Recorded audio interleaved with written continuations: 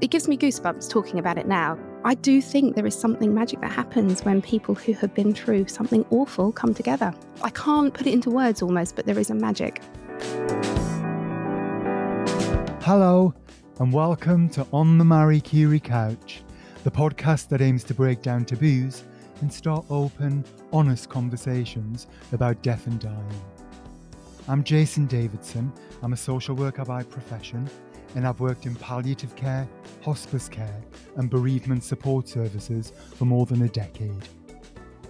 Each episode, we'll be speaking to a well-known guest to find out how they feel about their own mortality and how their personal experience of bereavement has shaped the way they live their life. Today, I'm on the Marie Curie couch with Rosie Moss. Rosie's the host of the award-winning podcast Widowed AF, which she started after her husband died in 2018. What began as a raw, honest conversation about grief has grown into a global show and a thriving community. Rosie also runs Soul Sisters retreats, where widows come together for support, truth, and the kind of solidarity you only find in the depths of loss. Her first book, Widowed AF, will be published in March 2026.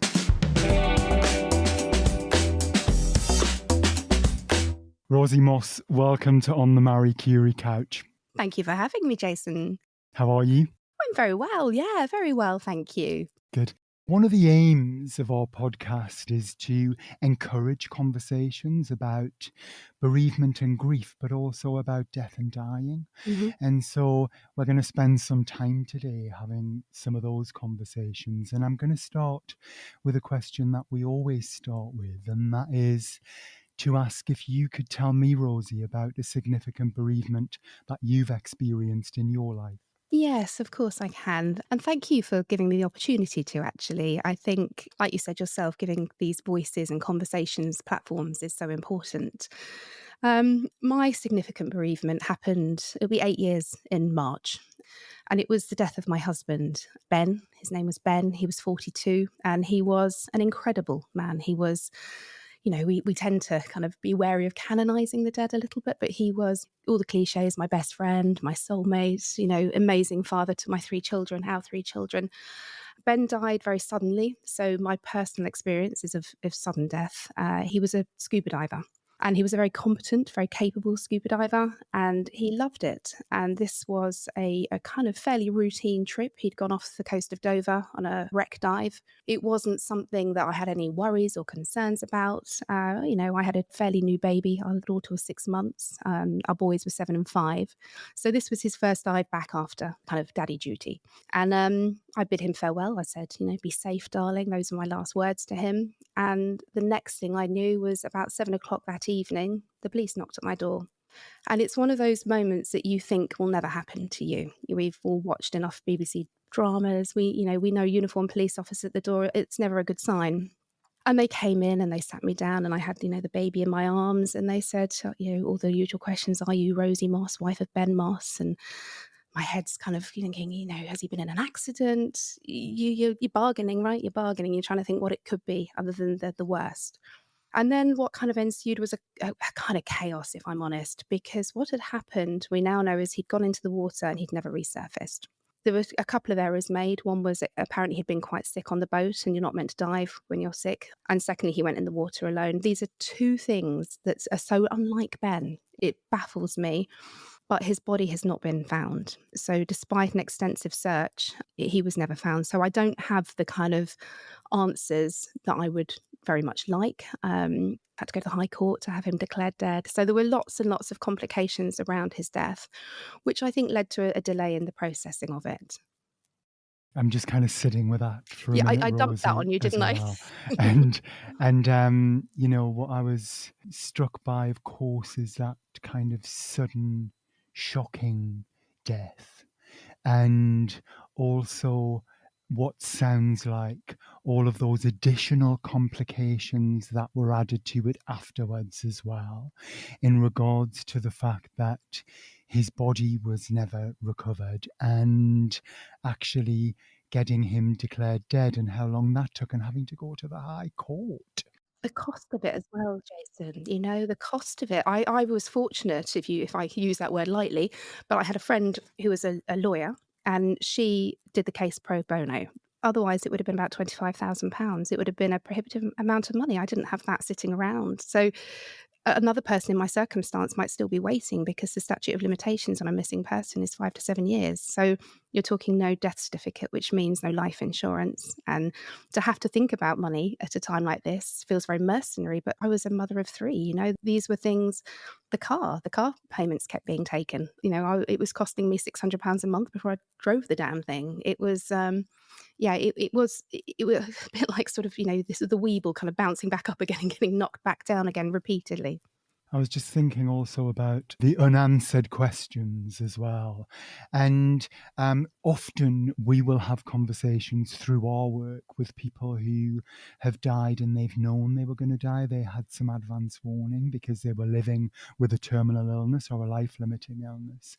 Not always, but many of our guests, that's been their experience. And what people will talk about then is a kind of busy time afterwards where there's lots of practical things to sort out. And so in those weeks, but short months kind of afterwards, people will be organizing a funeral, for example, and or organizing, as you're describing, sorting things out that need to be sorted out, whether that's finances or practical things related to housing, family. You've got 3 young children. Daily life happens as well, doesn't it? Yeah. Everything still goes on. But I'm just thinking for you, so much of that was so different, wasn't it? And what people will talk about is when their grieving starts. So when the practical stuff starts to be sorted out, and then it all goes quiet and Mhm. still. And those people around them who the house was full of in the first 6 weeks, they start going back to their lives and they start going back to work. But actually, it sounds like, and maybe I've got this wrong, Rosie, please tell me, that period maybe lasted a lot longer for you. Was that the case? Yeah, in some ways, for sure. Yeah, and actually, the kind of period you're talking about, I've christened sadmin because it's this sadness admin that feels relentless. And yeah, that's very relatable. The idea of it feeling the first 6 weeks, you have an awful lot of support. People will put their lives on hold to support you. People will bring food, and it can be almost carnival-esque. One of my sons sort of said, "Why are people coming around and bringing presents? This is not a happy time."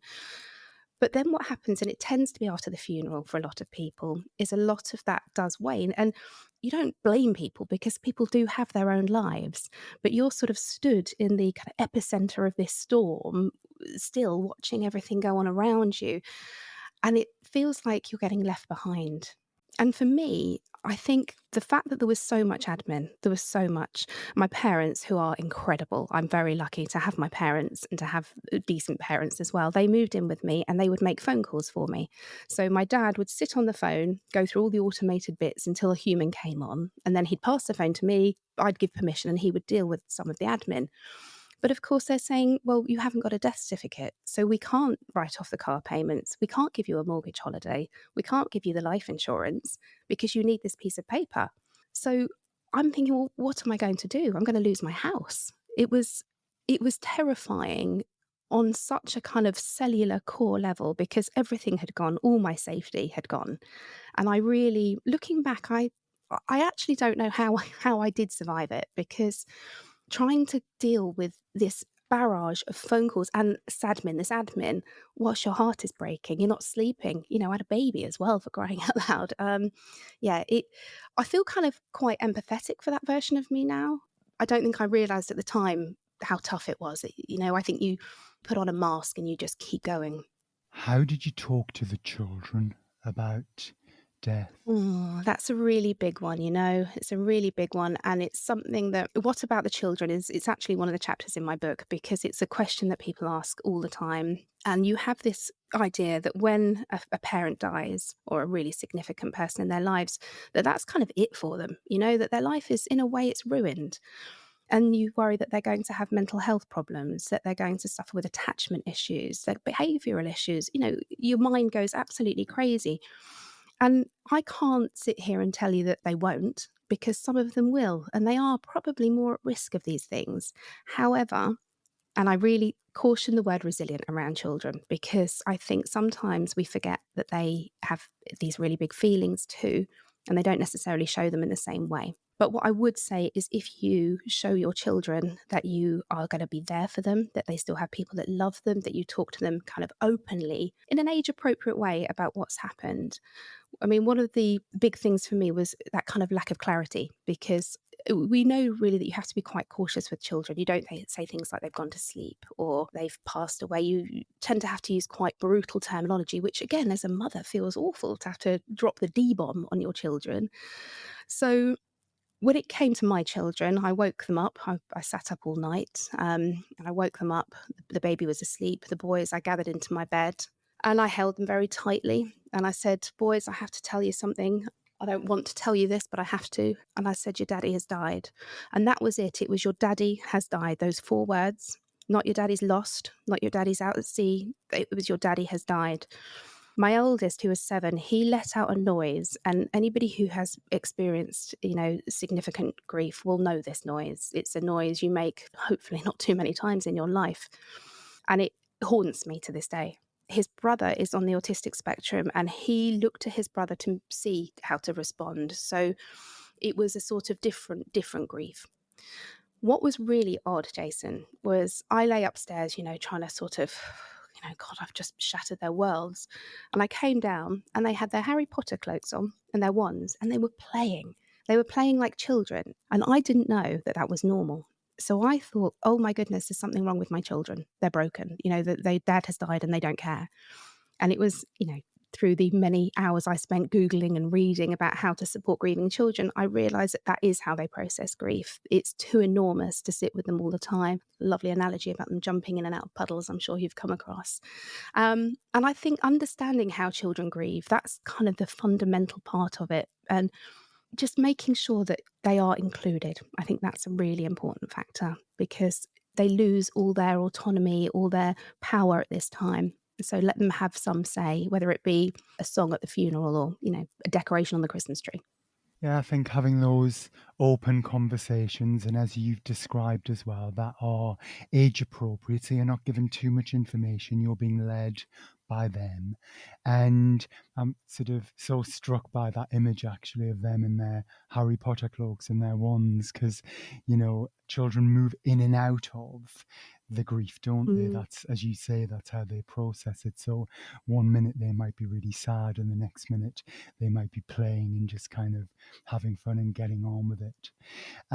You mentioned there about how one of your sons looked at the other to see how he was responding. And I think there's something there, isn't there, about the uniqueness of grief, so that for everybody it's completely Oh, unique. yeah. And so for your 3 children, you know, regardless of who they are and what their needs are, they will all experience grief in a different way.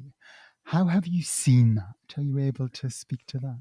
Yeah, of course. So, I mean, my eldest he's now nearly 16. He's an enormous 6'3" man of a child.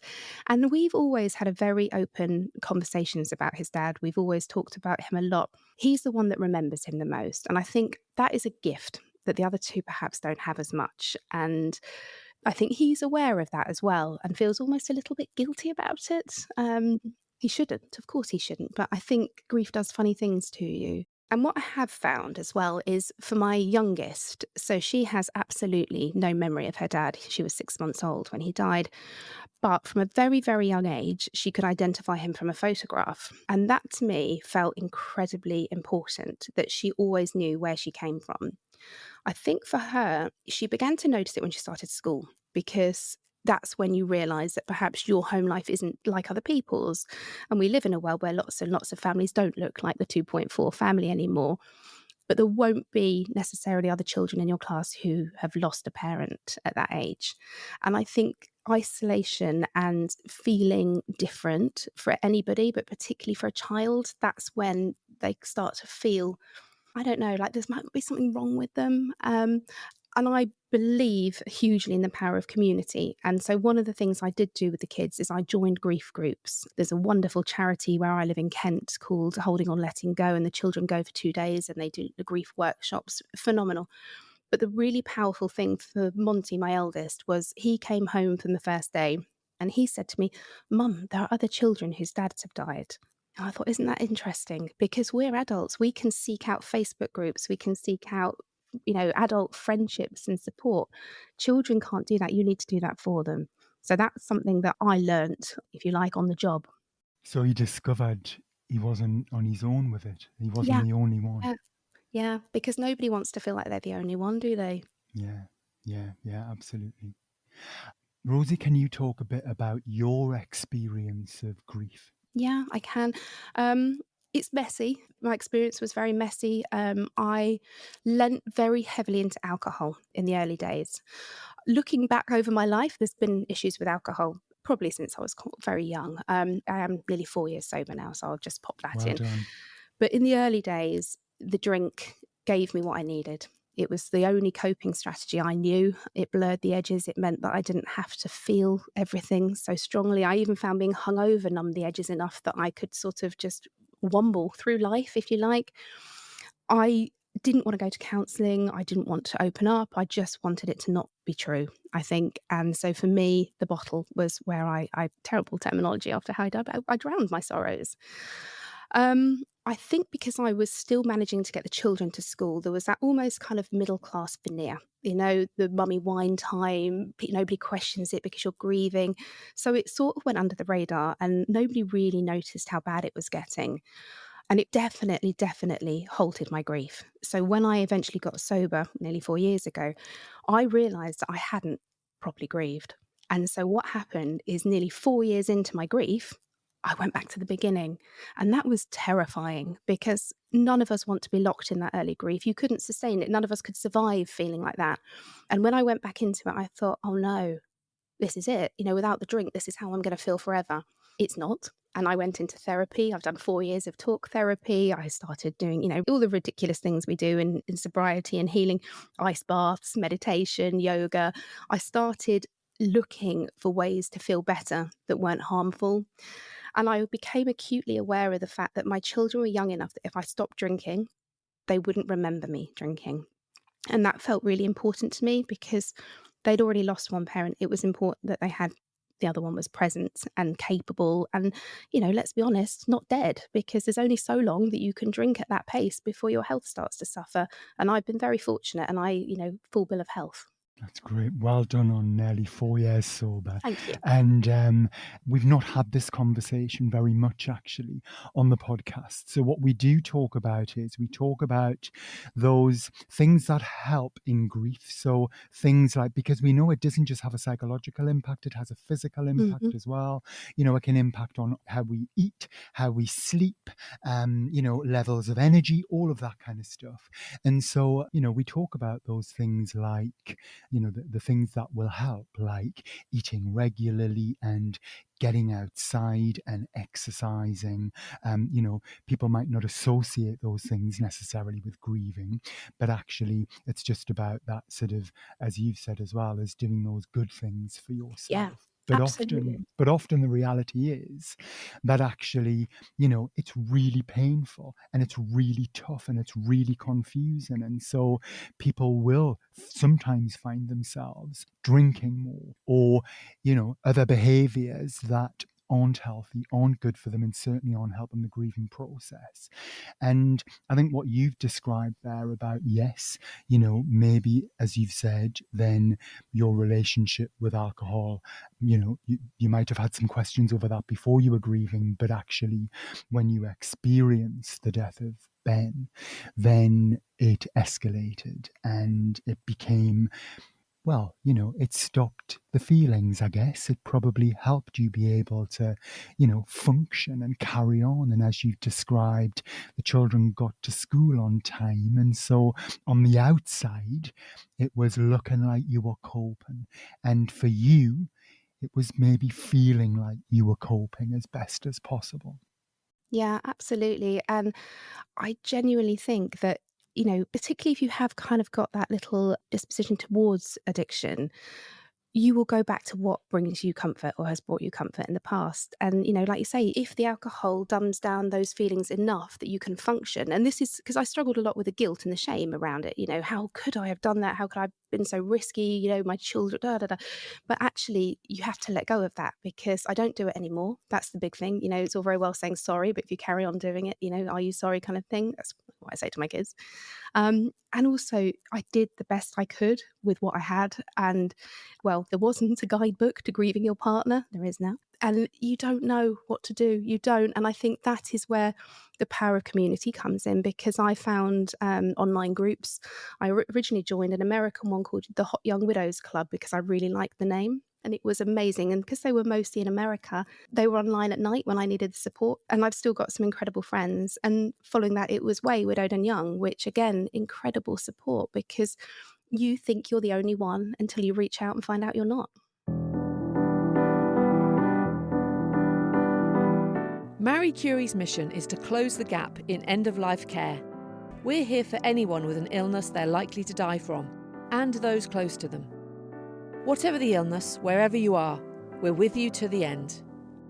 Find out more at mariecurie.org.uk. Tell me about widowhood and what that word means. It's a big old word, isn't it? And it has such a stereotype attached to it. We think of grey haired old ladies, we think of black veils. We don't think of women in their 30s or men, because a lot of people I speak to as well are men, but you don't think of people who are still youngish and vibrant and perhaps have more of their life left than they had with their partner. And I struggled to find an identity there. I really did. And I think perhaps that also is part of, the drinking and everything, because if you don't know who you are, how can you open up to people? And it was within these kind of groups online that I met other people like me, people who still had quite a dark humor, people who wanted to, I don't know, we know that we know sadly that the grief will live with us forever. There's no running away from grief. It becomes a constant companion. I do believe that you grow joy and happiness and love all around it. But back then I didn't know that. So I needed to hear from people who were further down the line who could say to me, I know it feels like you can't breathe today, but tomorrow you might be able to. And I think for me, widowhood became less about the label and more about the feeling of being part of a gang, part of a team, because once you meet people who are widows, and lots of it's done online and virtually, but I've had the pleasure of meeting people face to face several times, and it is incredible. And these women and men who go through something as life changing as losing your partner, and as I like to say, live to tell the tale effectively, there's something really powerful in that. What I'm hearing as well is something about normalizing the Yeah. experience as well. So you're still the same person, Hmm. but actually, what happens is in grief and no matter who you lose, then we know that lots of people don't know what to say. And Yes. so they don't know how to approach you or they don't know how to talk with you. And they think that they can't just continue to talk with you Yeah. as they've always talked with you. Yeah. And, people will describe, we've talked about this before, but, neighbours literally crossing the road when they Yes, see you yes. on the street. Particularly if it's an uncomfortable death, throughout the podcast, I've people who've died from suicide or drug and alcohol, and the kind of the separation that creates between you and the rest of the world because people, they don't know what to say. So they literally cross the road, they pretend to be on the phone. It's a strange phenomenon. And I think speaking as a widow, I think we'd always prefer you said something. Even if it's just the old classic, I'm terribly sorry for your loss. That'll do. Yeah, and I think you just, you mentioning there being separated from the world, just gonna go back to something you were talking about earlier when you were talking about the carnival-like atmosphere in the house because it was so busy after Ben died and there was so many people around, and actually you said in that, and I felt like I was being left behind. And I wondered whether also by people crossing the road and by people not just saying, how's it going, then they're enforcing that as well, Oh, that kind of 100%. feeling of separation that you're already completely, experiencing. Yeah, it does. And there is that, I always felt it was almost like there's a glass wall between you and the rest of the world, and you're sort of watching from a distance. And Because it's not just in inverted commas your partner that's died. It's you lose all your couple friends. A lot of people lose their in-laws as well. All that support goes, and your world becomes quite small. I think when you're at the funeral and you are surrounded, I've been without a body, but I still had a funeral, and I held it in a church. We're not religious, but it felt, it had the gravitas for what I needed. And at that point, there was hundreds of people, and I felt, there's so many people here. We're all feeling this pain. We're all here together. And then very quickly, and that this is not me sort of, moaning about my friends and family because they were incredible, but you are left behind and you do feel completely separate and very, very lonely. I think this is something I didn't expect either was you can have people in your life and you can be out for dinner with friends, but you still feel that kind of deep pit loneliness somewhere inside.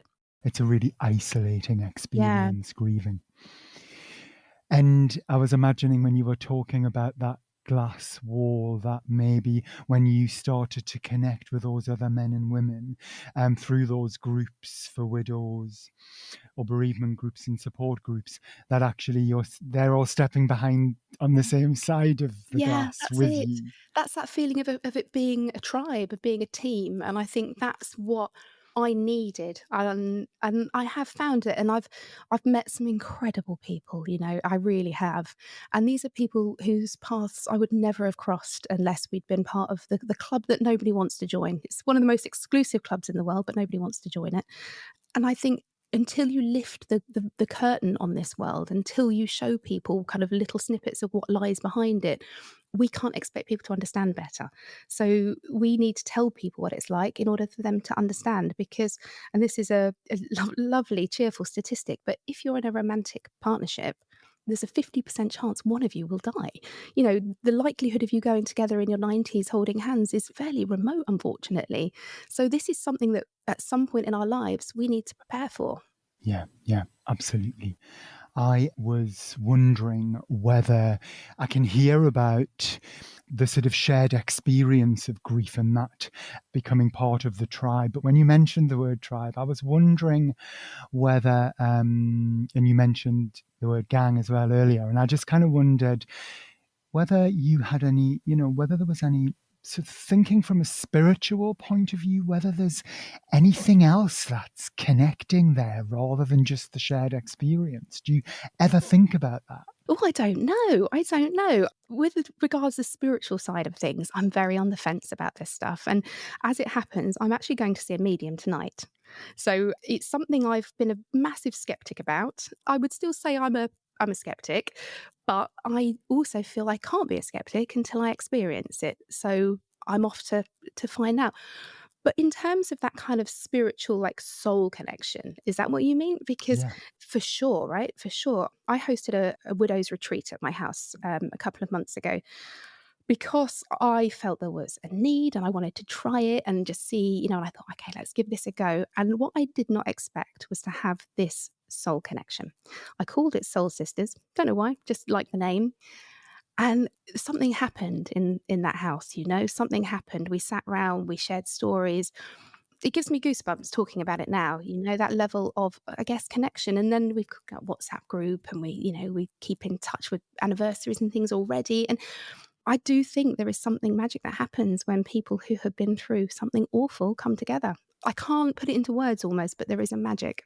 Yeah. I mean, I've heard through the course of my work, I've had people talking about that and in different ways, of course. But yeah, I think magic's a good word. And also that soul connection is also a really nice word. And I think actually for anybody listening who's grieving and thinking about looking for different avenues of support, or feeling isolated, feeling lonely with it, then actually, what you're describing there is the benefits of, kind of sharing experiences with others, but actually something much deeper and a deeper connection, which in turn then helps you in your grief. Yeah, and I'm far from the only person doing retreats, so this is not me self-promoting, but I absolutely would say that if you are grieving and you want to make connections, some sort of grief-based retreat or meetup, yoga's always a good one, even if you don't think you're that bendy. I tend to find people who get into yoga, they tend to be kind of good people. I don't know why. But I think if you can get to something like a retreat, it will be one of the most powerful and healing things you can do. Yeah. I so wish I was more bendy. Yeah, me too. I'm terrible.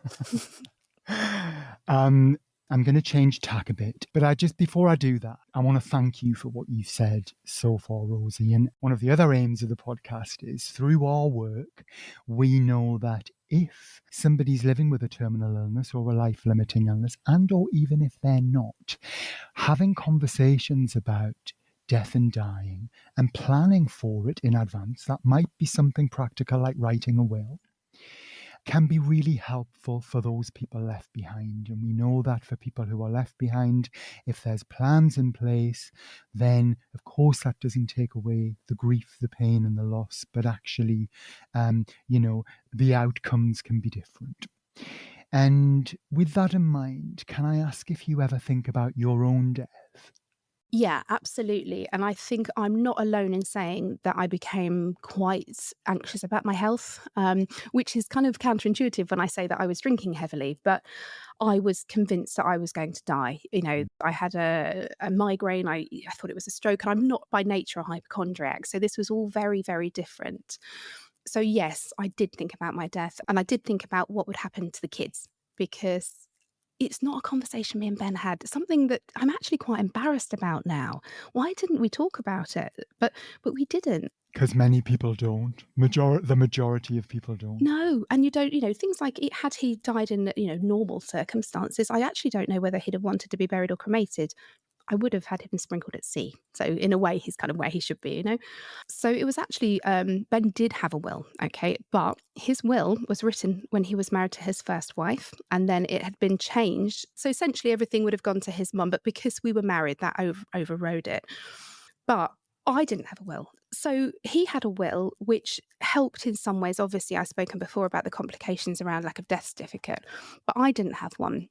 So I found somebody through the widow community actually, and they came round and they did my will. And I've got to be honest with you, I found it really, really emotional. I think it was confronting me with my own mortality at a point where I'd had realized that bad things happen. And I just kept thinking, well, who will have my kids? Who's going to have three children? That's not an easy bequeathment, is it? I'll have my three kids. So I went back and forth. My mum and dad are in their 70s. Of course, they would have helped, but longevity. How long would they been able to do it? So personally, I found it really griefy, I suppose, for want of a better word. But I'm so glad I did it because I now know, and I can say to my children as well, because that's the other thing people don't really think about is children will ask you to promise that you won't die. And you know that you can't lie to them, but you also can't say, well, we're all going to die, darling. We just don't know when. That little bit harsh. So by having a plan so that I could say, okay, if anything did happen to me and I'm doing everything in my power to make sure it doesn't, then your Uncle Joe will have you and Grandma and Papa will move in. And, there is a plan. And it sounds really depressing and miserable to have that conversation with children, but actually that's what they need. Yeah. Yeah. And I think for anybody listening as well, we talk about having a will can be extremely helpful and kind of can reduce that headache of the sadmin, to use your term, after somebody's died when you're grieving and you can just focus on, looking after yourself and those around you without having too much of that sadmin to deal with and manage. But I think also it's not the easiest of processes to do, but it's a one-off thing. You do it once and then it's done and you put it in the drawer. It's not something that lasts for weeks and months. It can be a one-off event. It might be a couple of appointments with a solicitor and or however you choose to do it. And yeah, so thanks for touching on that, Rosie. Is legacy something that's important to you? Very, very important. I always felt that my husband's legacy was there in those big blue eyes of my 3 children because they seem to have got all his genetics. I don't think I contributed. So I have a built-in legacy. I look in their eyes and I see my husband. But what I've realized through doing the podcast is how important it is to share the story of who that person was, not just the fact they died. You could Google Ben and there'd be stories about the diver that died, the tragedy of it, the horror of it. But I felt it was really important that I shared about who he was. And kind of thereabout came the podcast. And one of the things I love about it is I introduce people and I say, tell me about your person. Tell me how you met. Because they don't get the opportunity to do that very often. And these episodes, they live forever, don't they? In the golden age of digital, they live forever. So these stories are out there. And I think there's something really, really beautiful about that, even in the ones that are horrific and tragic and traumatic. These stories are out there. And it's kind of what led me to turn these stories into this book, because I realized that nobody had done the level of research, and I use research loosely because there were no scientific modules or anything, but speaking to over, I think, nearly 200 widows about the experience of being widowed, kind of, that's a legacy, right? That's a legacy. So everybody that has been involved in the podcast, everybody that has shared a story in some way has created this, permanent legacy. So for me, yeah, it's really important, really important. Mm. Is there anything you wanted to say today, Rosie, on this podcast that I haven't asked you about? I think kind of the key message that I would want to give, and obviously my expertise, if you like, is in widowhood, but I think it applies across the board. And, I speak to people privately who've lost children and parents and siblings, and, grief is grief, right? It's horrible. But I think when you get to a point in your grief when you accept it, and we know acceptance is meant to be one of the final stages of grief. I don't necessarily think it is one of the final stages necessarily, but I think it's not accepting they're dead. It's accepting that grief is part of who you are. Because the longer you fight and you rail and you push against this, the harder it is. And, I ran a marathon. Like, I am not a runner. I literally ran away from the grief. So when I accepted it and realized that this part of me would be sad forever, but the rest of me didn't have to be, okay, that I think was one of the most liberating parts of my process. And if I can tell people that, because I think there's an element of almost not wanting to let go of the grief as well. You think, well, I don't want to feel like this, but I don't want to get better because that means I don't love them. It's a messy business, right? And I think if you explain to somebody that you're always going to have that sadness, but life grows around it, there is going to be a little bit of hope and good things and joy will come into your life again. There'll be bad things as well. That's the other thing. You're not immune, are you? But I genuinely believe that if people can have that little bit of hope, it will get them through that really tough early bit. Yeah, absolutely. One last question. Just before we finish, how has it been today being on the Marie Curie couch? It's been lovely, actually. It's been really nice because I didn't have to come up with any questions. So thank you. Good. Well, Rosie Moss, thank you for being on the Marie Curie couch with me today. Thank you for sharing a bit of Ben's story and being so open and honest. And it's been lovely to meet you. Thank you for having me. So that's all for this episode of On the Marie Curie Couch. We hope it's got you thinking about matters of life and death, and perhaps starting those conversations with your own friends and family. Marie Curie's here to help. From planning ahead to coping with bereavement, you can talk through any concerns you have around the end of life with our support line team, which also includes specially trained nurses. Call us on 0800 090 2309 or search Marie Curie online. The podcast is produced and edited by Marie Curie with support from Ultimate Content. The music featured is Time Lapse by Pan Oceanic. If you've enjoyed this podcast, please do like and subscribe. Thanks for listening. Until next time, goodbye.